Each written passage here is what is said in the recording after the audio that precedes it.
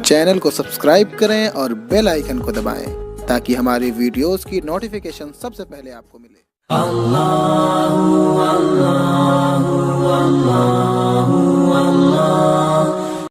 جس کو مارا ہے اس کو خوش کرو یا بدلہ دو۔ میں ایک تارا حضرت عمر ہمارا، اللہ نبی کا پیارا حضرت عمر ہمارا۔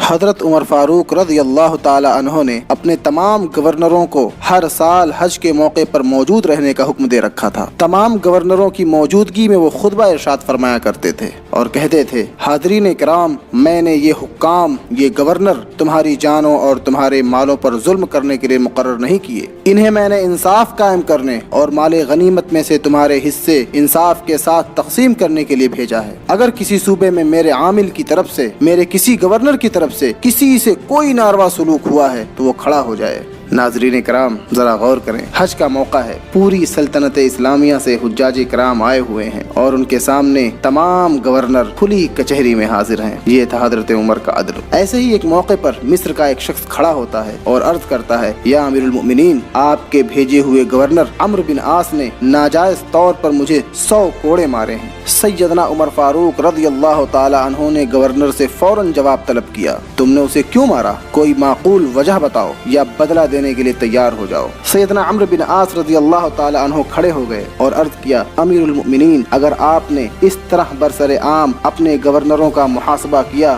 تو لوگ بہت زیادہ شکایتیں کرنے لگیں گے، اور اگر یہ سلسلہ چل نکلا تو ارکان حکومت میں بددلی پھیلنے کا اندیشہ ہے۔ سیدنا عمر فاروق رضی اللہ تعالی عنہ نے فرمایا: یہ میرا ذاتی اجتہاد نہیں ہے، بلکہ خود رسول اکرم صلی اللہ علیہ وسلم بھی قصاص یعنی بدلہ دینے کے لیے تیار ہو جاتے تھے۔ سیدنا عمرو بن عاص رضی اللہ تعالی عنہ نے عرض کیا: کچھ مہلت دیجیے تاکہ ہم اس آدمی کو راضی اور خوش کر لیں۔ سیدنا عمر فاروق رضی اللہ تعالی عنہ نے اجازت دے دی، چنانچہ اس آدمی کو ہر کوڑے کے عوض 2 دینار کے حساب سے 200 دینار لینے پر راضی اور خوش کر لیا گیا۔